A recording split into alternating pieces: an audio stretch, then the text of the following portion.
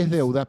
Y como les dije cuando arrancamos el programa, entre todas las cosas que nos propusimos este año, está la voluntad de abrir espacios para pensar la digitalidad. Voy a sacar el vino de acá porque le quito un poco de legitimidad a mi palabra. Ahí está. Pensar la digitalidad porque la verdad que estamos convencidos, y la verdad que lo constatamos cotidianamente, que la tecnología, y en particular nuestro vínculo con la tecnología, nuestro vínculo con ella, está produciendo transformaciones profundas en todos los órdenes de la vida humana. Y nos interesa pensar este tema y conocer los distintos trabajos de intelectuales argentinos que están justamente abordando este problema desde distintas perspectivas del conocimiento, lo cual abona a nuestra idea de que la transformación es profunda y transversal. La invitada del día de hoy es doctora en Ciencias Sociales, es profesora de la UBA e investigadora del CONICET. Escribió este libro que yo recomiendo fervientemente, que nos interesó mucho, Tecnoceno, algoritmos, biohackers y nuevas formas de vida.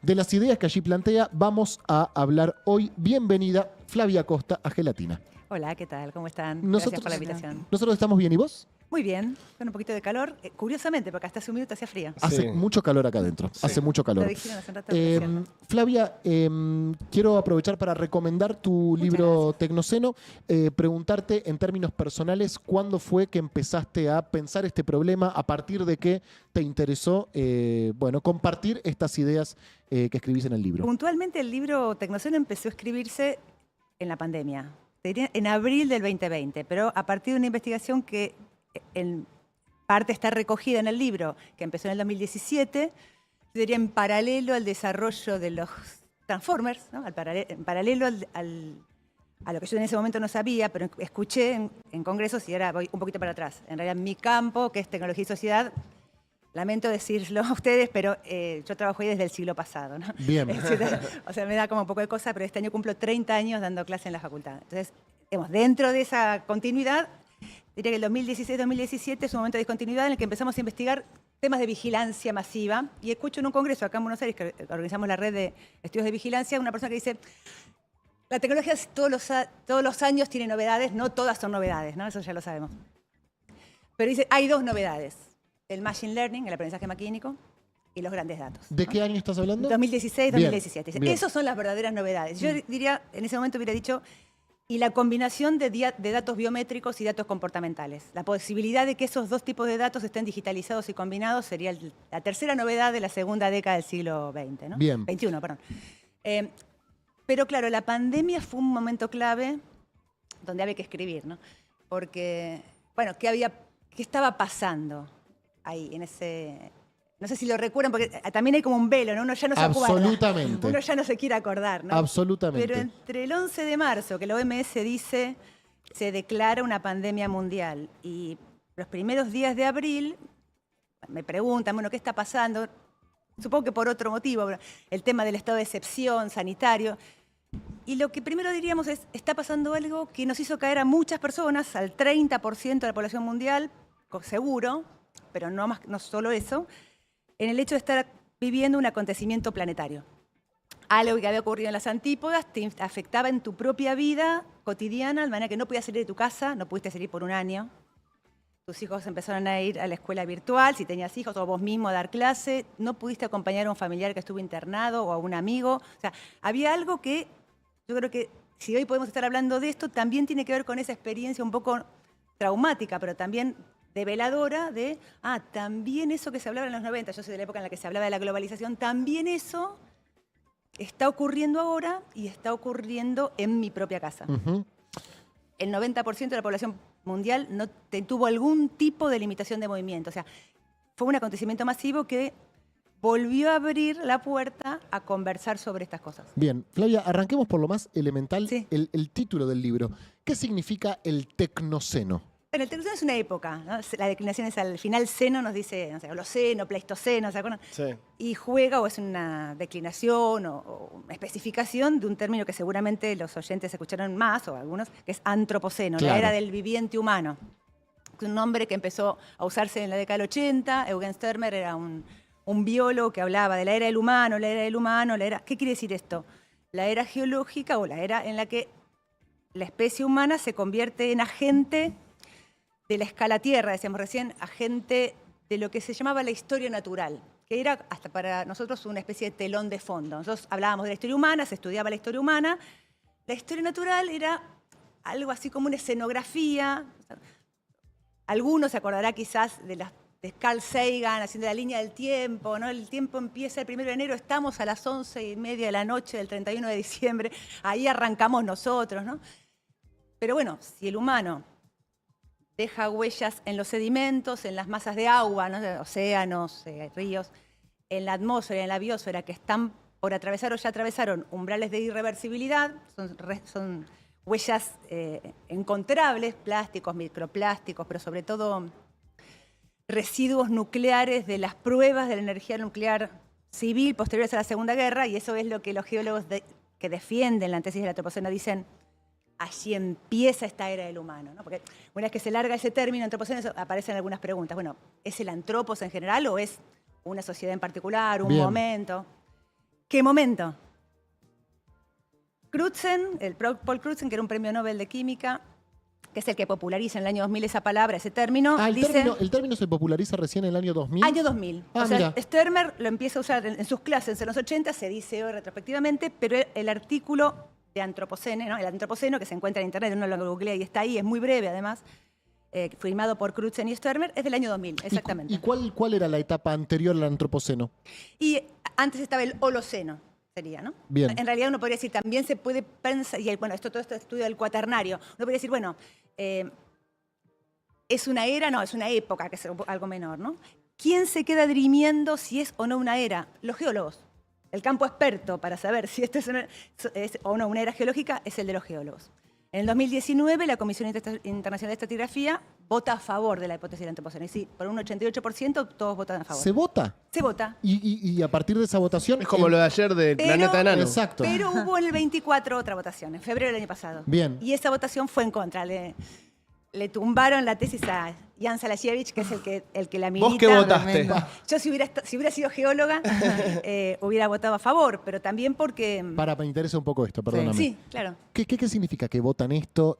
¿Quién lo determina? ¿Por qué Es vos una no po- comisión de científicos que con la evidencia existente Ok. dicen, bueno, ¿es suficiente evidencia para decir que es una nueva era? Bueno, también bueno, Ok. puede ser un acontecimiento, puede ser algo insignificativo, pero que lo estudien no los geólogos como época geológica, sino lo pueden estudiar, no sé, los biólogos, los químicos. ¿Cuándo fue la ¿Cuántos primera son? votación? Perdón. Sí. La votación del 2019, que creo que fue en mayo del 2019, el 88% de la comisión votó a favor. ¿Y cada 5 años tenés que revalidar tu tesis? No, yo te diría que es parte de un proceso un poco más largo, que nosotros lo llamamos así, del término al concepto. Hay un término que usamos todos porque periodísticamente sirve, porque funciona, porque nos permite explicar algo, no llega a ser un término científico. Ok. Entonces, esa discusión se dirime en la comunidad científica especializada en ese tópico, que sería en este caso la geología. Y bueno, yo te doy mi explicación, pero bueno, que es una explicación que compartimos muchos. Como hay muchos intereses en torno al problema del Antropoceno, también hubo quienes salieron a decir, no, es un término políticamente súper interesante, es un término que nos da muchísima visibilidad, es un término que pone la crisis climática en el centro de la conversación pública, pero no tenemos suficiente evidencia como para decir que el humano está a la altura de una acción geológica como puede ser, no sé, los estratos, las capas. La discusión ahí es técnica, pero también es política, Claro. ¿sí? ¿Y vos hubieras votado a favor? Bueno, pero porque yo soy... ¿Antropocéntrica? Lo que yo quiero, sí, sobre todo creo que por eso para mí la declinación es tecnoceno y no antropoceno, pero bueno, vamos a decir, hay colegas que hablan del capitaloceno, dicen en realidad no es un antropoceno, no es el antropos en general la especie, Bien. sino desde que hay relaciones sociales capitalistas, se permitió la acumulación primitiva de capital y eso implica la revolución industrial.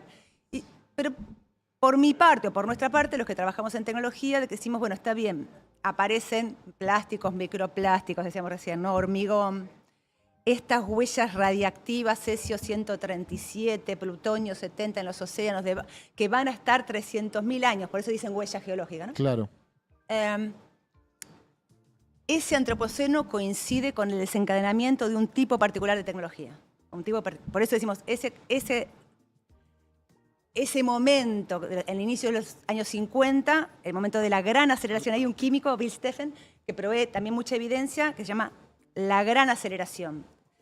Busca indicadores de 10 o 12, creo, indicadores de sistema humano, crecimiento de población, de PBI, de urbanización, turismo internacional, y otros 12 de sistema tierra, pérdida de biodiversidad, pérdida de bosques tropicales, emisiones de carbono. Y vos ves todas las curvas juntas, ese es el momento visual, ¿no? En torno a 1950, desde 1750 hasta el 2000, y después vuelve a ser 2010. Y vos ves que en torno a 1950 todos los indicadores suben aceleradamente. Claro. No es igual en todos lados, pero ves todas curvas ascendentes profundamente marcadas. Esa Great Acceleration, esa gran aceleración, también ese artículo lo pueden encontrar, es de 2015, fue parte de la evidencia de este antropoceno-tecnoceno. Bien, ¿no? bien. Son las tecnologías de alta intensidad, ¿no? Esos poderes inhumanos, decimos también nosotros, los que desencadenan este nuevo momento. Para nosotros, que yo vengo de ciencias sociales, con que sea una época histórica me alcanza. Bien, perfecto, O sea, perfecto. Para mí vale. Lo otro ya es una discusión. Pero digamos que está ahí. Yo creo que Yarasevich, no lo creo, Yarasevich después de febrero del 24, en mayo publica, otra vez lo pueden encontrar, un texto con mucha más evidencia. O sea, va a seguir habiendo pelea ahí. Bien, perfecto. Se van a seguir peleando los geólogos. Tu libro abre con una cita inquietante, pero también reveladora, la voy a leer textualmente, o bueno, la traducción que hice yo, que dice que mientras los utopistas tienen el problema de tener que producir lo que imaginan, nosotros tenemos el problema contrario. Somos utopistas invertidos. No podemos imaginar lo que ya estamos produciendo. ¿Qué quiere decir esto hoy frente a tecnologías que avanzan sin que comprendamos cómo funcionan? Sí, bueno, dos cositas de esa cita. Esa cita es de Gunther Anders. Gunther Anders es el primer marido de Hannah Arendt. Ah, mira. La tesis es de 1950 y pico. Wow. O sea, es la era atómica, inicio del Tecnoceno, digamos, ¿no? Claro. Él ya en los inicios del Tecnoceno dice, con la era atómica, él llama Cartas para la era atómica, tesis sobre la era atómica, perdón. Y en esas tesis, él ya está viendo el gran acontecimiento que se está desencadenando, que en su tesis un poco, bueno, puede ser catastrofista, un poco preocupada, es, bueno, esta tecnología puede exterminarnos, nos puede matar, digamos, ¿no? O puede terminar, o puede ser una catástrofe de gran envergadura. No hace falta que extermine toda la población humana, pero con que extermine una parte de Europa ya es un montón. Entonces, él decía eso con cierta razón. En la década del 60-70, en el libro creo que lo comento ahí, se da un momento único en la historia, conocida por lo menos, que es se desencadenan estas tecnologías de altísima intensidad que nos permiten el 8% de la electricidad argentina, por ejemplo, es la energía nuclear, ¿no? Pero que son de una enorme capacidad destructiva también, pero también en esa misma periodo, fines de 60, principios de los 70, se consigue, a través de la ingeniería molecular, digamos, crear nuevas especies. Entonces, la mayor potencia destructiva, Claro. la mayor potencia creativa. Tenés esa combinación muy particular, ¿no? Y- Ese es el mundo que no podemos imaginar todavía. ¿Qué vamos a poder hacer con esas potencias? ¿Y ¿no? cómo afecta esto nuestra posibilidad de pensar, de narrar, de imaginar el futuro? Y te hago otra pregunta, perdón. Sí. Más personal. ¿Cómo estás? ¿Qué te pasa con todo esto? Sí, ¿cómo estás? No te Como el pregunté. ICE. ¿Cómo estás? No te Como pregunté. No, muy bien. Cuando estudiabas en la facultad, Sí. ¿pensás que tenías mayor posibilidad de imaginar el futuro de la que tienen hoy los pibes que están en la facultad? No estoy segura. Ok. Me parece que, vos pensás que es mi generación, que es década del 70, yo nací, nace un poco con el impacto de la crisis de la Guerra Fría, la cuestión de el problema nuclear como una amenaza latente. No es además de la dictadura, qué sé yo, además del local, pero a nivel de lo internacional, entonces, por un lado tenés eso, esa tensión de algún modo no cesó. Pero además, cuando yo empecé la facultad, fue poco después del 89, la caída del muro de Berlín, que fue otro acontecimiento un poco inimaginable. Que estaba por pasar ahí, no estaba tan claro. Y yo cuando empecé a dar clases, yo decía recién hace 30 años, 95, el año de la gran popularización de Internet, que no nos parecía tan claro qué era, nos parecía que era menos de lo que hoy Terminó sabemos que siendo. era, sabemos que podía ser, pero había una idea, ya estaba la famosa frase de Thatcher, ¿no? No hay otra alternativa. Estaba Fukuyama escribiendo que el fin de la historia, ¿no? El capitalismo ahora es mundial y por lo tanto ya no me hace más historia. O sea, esa discusión yo diría que hoy vuelve, solo que vuelve un poco recargada, ¿no? Em, Claro que hoy, perdón, entiendo que me decís eso porque hoy pareciera sí hay más discursos, sobre todo en el campo crítico, al que pertenecemos, creo yo, todos los que estamos acá, hay más discursos de perplejidad. Claro. Y de temor a la catástrofe, que los que había hace 30 años. Eso sí. Entonces nuestra incapacidad de comprender lo que producimos no es nueva. No es nueva, pero es de nuestra época del Tecnoceno. Sí. Bien. ¿Y qué Sí. dificultades trae aparejada? Una es esta que estamos conversando. Estoy tratando de escribir un artículo que se llama Perplejidad por diseño. A ver. Una suerte de perplejidad por diseño, que es un estado de ánimo, en principio, también Sí. es un estado psíquico, ¿no? Podría ser un signo de cierta personalidad border, ¿no? Estar en una especie de permanente perplejidad. Yo creo que hay algo de, a nivel subjetivo, de diseño, ¿viste? Cuando se habla de los ingenieros del caos. Sí.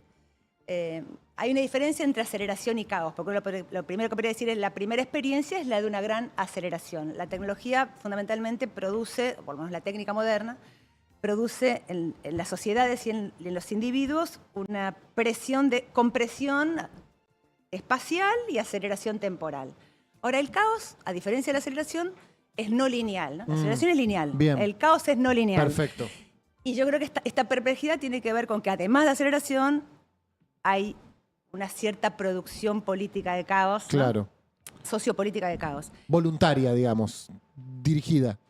Hay algo de eso, Bien. sí, sin ponernos demasiado conspirativos. No, claro, no es una mesa donde se juntan y dicen vamos a producir Pero caos. digamos que yo creo que hace ya unas décadas, no solo a nivel internacional, también a nivel local, ciertos actores sociales entendieron que, digamos, a río revuelto ganancia de pescadores, Claro. ¿no? Claro. Un viejo dicho, y eso es parte de lo que permite esta sensación de perplejidad por diseño, ¿no?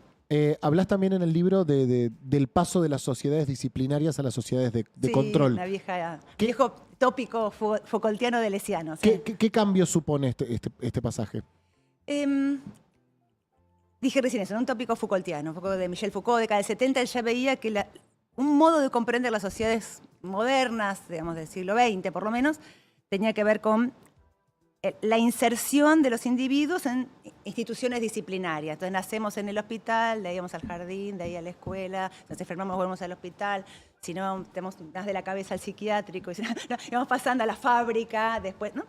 Y que esas instituciones de alguna manera eran las que nos disciplinaban, ¿no? Nos daban una temporalidad, una espacialidad, un cierto control del cuerpo, un cierto control de los movimientos, productividad económica, ¿no? Debilitamiento político, dice Foucault. Pero él dice, ya esto está pasando, está relajándose. Dice un motivo muy interesante en una conferencia breve, él no habla mucho del futuro, pero una conferencia en Vincennes en el año 77. Dice, bueno, ya en Europa, siempre habla de Europa, en Europa no puede, con la descolonización, no puede darse el gusto de vivir de la extracción de las colonias. Entonces, ese estado de bienestar, que es muy caro, no va a poder sostenerlo. Claro. Entonces, él da una primera explicación.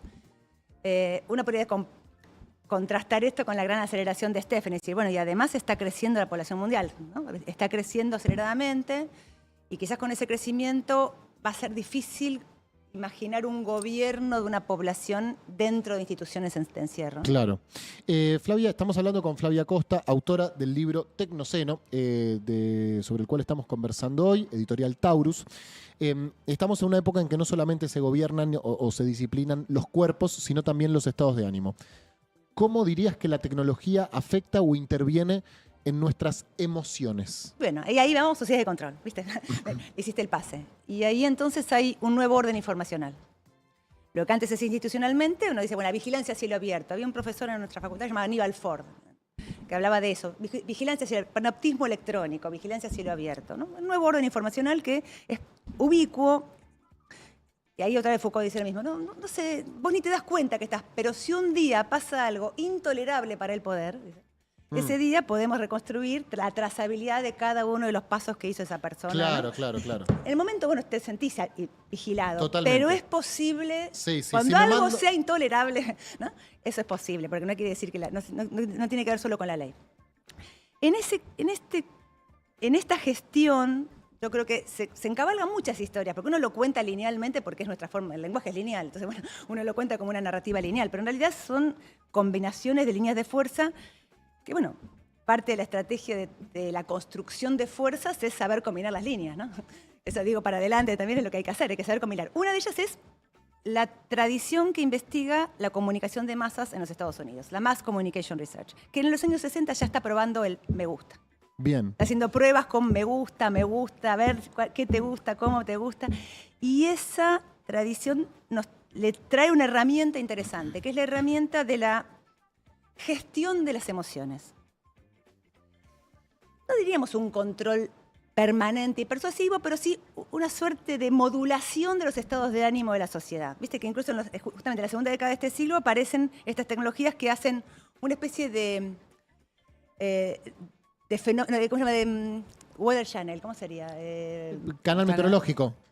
Pero del estado anímico de las ciudades. Bien. 3.200 ciudades censadas a través de las redes sociales o incluso de la radio, de los tonos de voz. Dicen, hay una conexión entre el nivel emocional o el estado emocional y el estado de la bolsa de valores, dicen los inventores de este software, ¿no? Bien. Entonces, si usted incide en la emoción, quizás mañana sabe cómo funciona la bolsa. Flavia, mujeres heterosexuales y Adidas Originals. Caso Kosinski. Asunto separado. Por favor, contame eso, explícame eso. Es el inicio de Cambridge Analytica. ¿Se acuerdan la famosa empresa de consultora política que supuestamente participó en el Brexit, ¿no? En la primera victoria de Trump, pero antes también en la de Obama y también en la de Mauricio Macri del 2015? Sí. Para que eso fuera posible, para que se creara una consultora política que incidiera justamente, no en todos los estados de ánimo, pero sí particularmente en lo de los indecisos. ¿Y quiénes son los indecisos a nivel emocional? Los inestables emocionales. ¿Y quiénes son los inestables emocionales? Por ejemplo, los que estamos esperando ahí afuera para entrar acá y en vez de estar sentados en el sillón, estamos parados haciendo así. Bien. Entonces acá se puede investigar quiénes son aquellos sobre los que podemos incidir. Bueno, Vishal Kosinski es el que descubre esto mientras hacía su doctorado en Cambridge, en la Universidad de Cambridge. Por eso Cambridge después se llama Cambridge Analytica. Él dice, es estudiante de psicometría, es decir, test de personalidad. ¿A quién no le gusta hacer un test de personalidad? Sí. Todo el mundo quiere saber cuál es su personalidad, qué puede hacer con ella. Entonces, él dice, bueno, Cambridge tiene en ese momento, y tiene todavía hoy, un acuerdo con Facebook. Usted puede poner un test en línea. Por supuesto, ¿quién lo hace? Deja sus datos y sabe que él lo hace para la ciencia. Y en ese test dice, bueno, quiero saber si además de un test psicométrico, conocer los tipos de personalidad, puedo saber más cosas de estas personas. Ah, por ejemplo. Larga. Por ejemplo, si su tesis él quiere orientarla a saber si puede saber a quién van a votar en los Estados Unidos. Bien. Él lanza, pero agarra solo las norteamericanas, las respuestas estadounidenses. 60.000 respuestas. Kosinski de pronto tiene la mayor encuesta en la historia de la psicometría. Impresionante. Y tiene un sistema que puede leer esos datos, que son los datos de las personas que dejan, los datos psicométricos y todos los me gusta. Y todos los amigos que estaban abiertos, los me gusta en ese momento estaban abiertos. Con esa computación, ¿no? con esa capacidad de cómputo, aprendizaje maquínico, grandes datos, de pronto descubre correlaciones que ningún investigador hubiera previsto, como la que mencionaste vos, Pedro. El más confiable marcador en esa encuesta de 60.000 personas de que una mujer era heterosexual era verdad o me gusta Díaz Original. En esa encuesta, alguno se va a poner contento, el indicador más confiable de alto coeficiente intelectual era verdad o me gusta a la saga de Francis Ford Coppola, El Padrino. Pero de bajo coeficiente intelectual era verdad o me gusta a el canal de deportes ESPN 2. No, chicos. soy idiota. Aniquilados. Una combinación. Pero me gusta Igual le gusta El Padrino Padrino también. Es una combinación, estás ahí. Bueno, ese tipo de... ¿Qué nos dice eso además de, bueno, una suerte de rayos X de lo social, digo yo, ¿no? Un tipo de técnica que ve relaciones que ningún investigador habría imaginado y que sin embargo pueden ser muy operativas para hacer algún tipo de operación, o sea, de intervención, ¿no? Es un tipo de tecnología que por un tiempo esa base, bueno, cuando se hizo después la empresa Cambridge Analytica y luego estalla el escándalo, ¿qué se pidió a Cambridge Analytica? Destruir la base de datos. Porque esa base de datos durante un tiempo puede seguir siendo muy operativa. No, quizás hoy ya pasaron más de 15 años, posiblemente ya no, pero durante mucho tiempo todas esas correlaciones que ningún ojo humano hubiera podido ver seguramente podían habernos dado mucho conocimiento de lo social. De ahí que para los que venimos de las ciencias sociales, este desarrollo tecnológico de las inteligencias artificiales más, ¿no? Más ecosistema digital, por un lado es súper interesante. Claro. Es un tipo de saber como el telescopio Hubble, qué sé yo, es algo que nosotros tenemos una ayuda a nuestros ojos, digamos, que hoy solo está en las corporaciones. Claro. ¿No? Que no está en el mundo universitario, por momentos, ¿no? Que no está en las academias institucionales y que se puede vender, ¿no? Y está así en el circuito comercial de altísimo nivel. Por supuesto, estas corporaciones de las que hablo están en algún sentido ligadas a estados específicos, ¿no? Estados Unidos, China, Rusia, Alemania, Francia, ¿no? Pero no, estos saberes no pasan por esas validaciones que tienen que ver con la publicación científica, ¿no? Bien, bien. Flavia, algo que me interesó muchísimo del libro es cuando rechazás la idea o discutís la idea de pensar el celular, algo que se dice mucho, de que el celular es una herramienta, ¿no? Sí. Es un martillo, vos lo podés usar para construir una casa o para pegarle a alguien en la cabeza. Y vos decís, no sé si tanto, no sé si es estrictamente una herramienta, es más bien un territorio, un hábito, un espacio que nosotros ocupamos. ¿Me Sí. podés profundizar un poco esa idea? Sí, claro. Porque, el celular es parte de eso que llamamos ecosistemas digitales masiales, decimos ahora nosotros, ¿no? Todo ese ecosistema, y el ciberespacio es una territorialidad. Empezando porque la OTAN en el 2016 designa al ciberespacio como el cuarto territorio de acción militar o de operaciones militares. Tierra, aire, mar, ciberespacio. Bien. Es un territorio. Primero, es un territorio de operaciones militares, pero además, si bien uno puede decir es una extensión de nuestra capacidad, es una extensión de la memoria, ya nosotros, sobre todo a partir del shock de virtualización de la pandemia, ¿no? Que es no solamente hay algunas personas más conectadas, curiosamente no tantas más de las que hubiéramos imaginado. Hay ahí un techo de las distintas desigualdades que hizo que todavía, incluso en la pandemia, no se supera el 67, 68, 70% de conectividad mundial. Sin embargo, el tipo de uso que hacemos de esto es muy diferente. Mi mamá tenía ya internet, sin embargo, ahora para sacar un turno médico pasa por acá. Nosotros mismos para anotar a nuestros hijos cuando nacen, para sacar un DNI, para renovar el DNI, para la documentación básica, para anotarlos a la escuela. Tal cual. Pasamos por acá. Es decir, se convierte en un ambiente, ¿no? Un territorio de ciudadanía. Vamos a decir, una herramienta de ciudadanía, no es solamente una herramienta de comunicación o de información. Ya a través de esto ocurre la documentación. Pero además... No vamos a los bancos. Pero además, te diría, en Argentina, Brasil, México, Chile y Colombia, que son los 5 países de nuestra región encuestados en una encuesta de 30, hizo We Are Social el año pasado, la volvió a hacer. Nosotros pasamos entre 7:30 y 9 horas por día en Internet, las personas de entre 16 y 64 años. ¿Vos cuántas pasás, Flavia? Y debo pasar más que ese número. ¿En serio? Sí. Sí, mirando la pantalla. entre todas las cosas que hacemos en Internet. Ah, ok. Entre todas las cosas que uno hace, desde el GPS para moverte en la ciudad, mirar la compu, trabajar, Pedir un delivery. dar una clase, sí, Netflix. conectar. Sí, que yo es lo poco que hago, pero entre comunicación. Pero aparte, vos cuántas pantallas tenés abiertas, un montón. ¿Cuántas Sí. cosas haces esto? Un montón durante el día. Bueno, esas 9 horas que uno está ahí, está en un espacio, está en una espacialidad. ¿Y qué cosas tendríamos que tener? Podríamos elegir no estar Sí, para pasar, por ejemplo, para sacarte documentación, podríamos estar menos horas, pero no podés no pasar. es muy difícil. Como en los 90 miren qué distinto era el mundo, que se discutió, y lo hizo Domingo Cavallo, que los sueldos se pagaban por banco. La bancarización obligatoria. Ahora ya no hay sueldos, entonces ya ese tema importa menos, ¿no?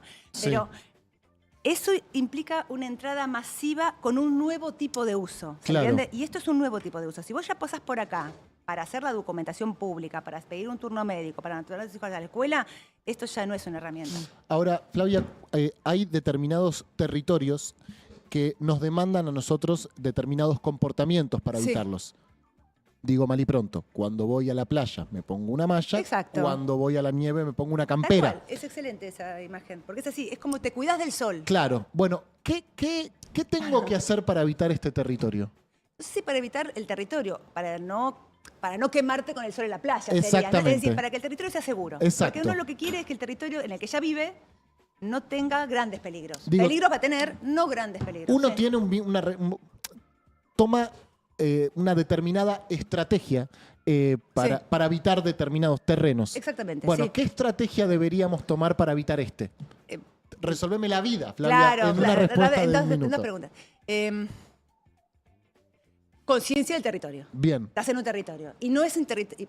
Le digo con los westerns de la década del 50, es territorio medio comanche, ¿viste? O sea, tenés que tener cuidado. O sea, claro, no es territorio amigo necesariamente. Uno cree que es amigo porque se conectan con las 10 personas que uno quiere, pero pueden pasar un montón de otras cosas. Se parece bastante a la calle en ese sentido. Sí. Cada vez más tenés, el otro día lo comentaba porque pasó a alguien de mi familia. Entra a tu banco, vení, tal cosa, la plataforma es la misma, de pronto se te desaparece la plata de la cuenta. Bueno, eso habla de que al mismo tiempo que la perplejidad por diseño, estamos todos pensando qué hacer en ese territorio. La respuesta no es tan clara, pero ¿por qué? Porque están apareciendo tanto las prácticas de seguridad como las prácticas de inseguridad. Otro día James Vance, el vicepresidente de Estados Unidos, dijo, y es probable que a partir de ahora no estemos seguros con el dinero en el banco. Dijo eso. ¿No? Porque, bueno, los problemas de ciberseguridad van a crecer. Curiosamente, uno diría, no, después de tanto tiempo deberían estar más seguros. No, hay más inseguridad.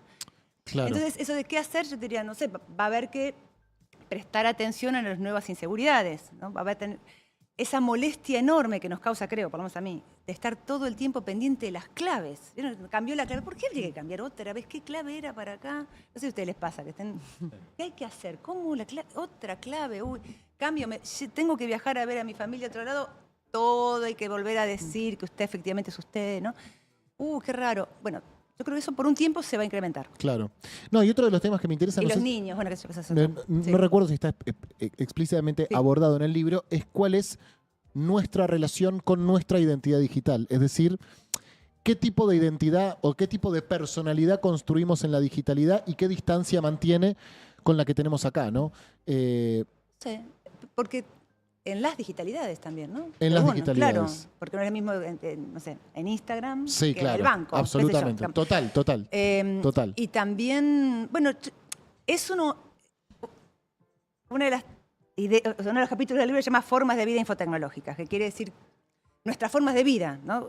Cómo vivimos en esta época, cómo se va moldeando nuestra forma de vida. Uno de los aspectos es esto de la aceleración. Otro aspecto es, yo lo he llamado, tomando algo que decía un sociólogo británico, se llama Scott Lash, un aplanamiento de nuestra relación con nosotros mismos, con nuestro cuerpo.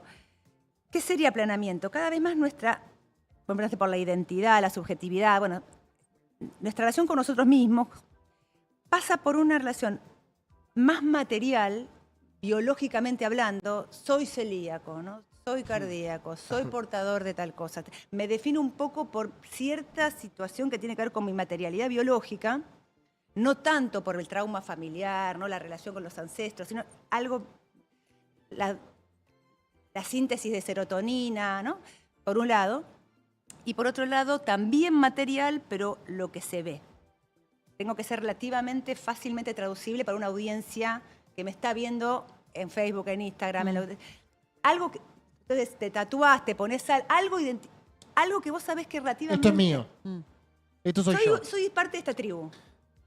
Soy una tribu que se hace así. Incluso el que no se cuida es traducible. Es perfectamente... También está participando en esa Es comunicación. que esta es una época en donde muchas veces se habla de nuestra importancia en la digitalidad, ¿no? De nuestro yo digital y muchas veces se proyecta hacia adelante como cada vez más fuerte eso, pero a la vez es una época en donde más que nunca le damos bola a comer saludable, correr, no sé qué, digamos, como que el anclaje en el cuerpo también sigue siendo totalmente fundamental. Sí. Aun cuando hablamos de que nuestra identidad está en la nube, por decirlo de alguna forma. Sí, yo no lo vería como dos partes o dos dimensiones contradictorias. Diría más bien, son las dos dimensiones cada vez más expandidas. Vos tenés una expansión de esas dos dimensiones en un plano de la materialidad, como te digo, porque se pierden otras densidades y profundidades, pero ese plano está cada vez más fuerte. y también es algún modo de procesamiento personal, individual, singular, de un acontecimiento que escala lo interpersonal. Es lo que llamabas el doble digital. Si vos pensás con IA, ahora se viene hablando de dobles digitales o gemelos digitales hasta para votar. Hay que desarrollar. Están los que te quieren vender, ahora viste que todos quieren vender algo. Uno nos quieren vender la crisis de la democracia como gran oportunidad para que, claro, ¿cómo leemos 10 proyectos de ley sobre inteligencia artificial? No puedo yo, entonces necesito un doble digital con IA Que lo lea, y que lo lea por diga mí. que lo lea yo, Sí. digital, y que entonces me diga qué debo votar. Bueno, ahí, esa discusión, eso estaba ayer en una charla TED de este año. Yo quiero decir, esa expansión también por ahora la procesamos con el cuerpo. En ese sentido, lo que comentaba recién, es cómo logramos habitar, todavía mientras seamos cuerpos, digamos, ¿no? Cómo logramos habitar un momento en el que, por un lado, las instituciones sociales están siendo bombardeadas. Este eslogan de la crisis de la democracia yo lo empecé a escuchar hace 5 años. No sé ustedes cuándo. Pero hace 5 años me empezaron a preguntar la crisis de la democracia. Yo decía, ¿democracia? Bueno, sí, la democracia es crisis, uno podría decir. Es algo nunca alcanzado, es algo que siempre está fallando, es algo que nunca... Pero no, la democracia es un horizonte, no es algo que se realiza. Claro. Es algo que uno está construyendo todo el tiempo con muchísimo esfuerzo. Ahora, la crisis de la democracia, así dicha, en 5 años, eso es un statement. Un hecho. Es un hecho. Estamos todos Lo es tratando con para los vos. restos de la democracia. Claro. No, digo, lo estamos tratando con los restos de la democracia en las instituciones legislativas, lo que estaban, antes de que yo entrara, estaban conversando. Estamos ya tratando con los restos de la democracia. Y decís, ¿cómo ocurrió eso? ¿No? Uno podría dar una explicación posible. Entre otras, esta aceleración del plano de la escala tierra, la escala geológica, esta aceleración que es también la aceleración técnica, la aceleración del crecimiento humano, pero también la aceleración de muchos de los acontecimientos que nos están preocupando, si querés, presiona sobre las otras escalas. La primera que presiona es sobre lo social. Combinada con la gubernamentalidad neoliberal, no con el neoliberalismo político, eso te da una primera posible solución contingente, totalmente contingente, pero es la que hoy estamos viendo. Y es, bueno, combinamos la presión de aceleración con un modelo de la individualidad total, como el neoliberalismo, y damos entonces, bueno, saltamos directamente a la relación humano-Google. Cualquier problema que tengas, le haces un juicio a Google. Pero ¿cómo? ¿Y toda la institucionalidad intermedia? Claro. Ah, bueno, eso lo automatizás con IA. ¿Cómo? Claro. Esa es una primera solución que estamos viendo en este momento, que yo creo que no es la foto final, pero fue una solución de contingencia que tiene que ver con la pregunta que me hacías antes. Un posible modelo de gobierno del mundo. ¿No? De un gobierno de un mundo de 8.080 millones de personas. Claro. Mamita. Pero bueno, hay otros. Es contingente. Lo primero que te diría es, sí, pero eso es contingente. Nosotros estamos pensando, como te decíamos recién, la democracia es un horizonte y las posibilidades son múltiples. La imprevisibilidad técnica es tan acelerada como la creación técnica. Entonces, tenemos todavía un mundo que imaginar, para volver a Gunther Anders, ¿no? Hay un mundo desencadenado que ya está produciendo cosas. Tenemos que imaginar cuál de todas esas posibilidades es la que nosotros queremos hacer. Uf, no puedo. Bueno. Te pido mil disculpas. La verdad que te pido mil disculpas. La verdad que- No puedo. Puedo darle me gusta a una publicación. Ahí es bien. Ahí está. Ahí es bien, exactamente. Tal cual. ¿Nos recomendás libros o autores con los que podemos seguir pensando este tema? Sí. Quienes no Y formamos empiezo parte de la academia. Claro, sí. Y te diría, empiezo por argentinos o latinoamericanos, nombres o libros, porque es muy importante y porque voy a decir una cosa que parece chauvinista, pero no lo es. Yo ya Se está coincido. pensando muy bien. Y se está pensando, porque lo decía yo, que Beatriz Arlo decía, en la periferia se lee más y se piensa más. Porque se lee todo como fuente, no como verdad.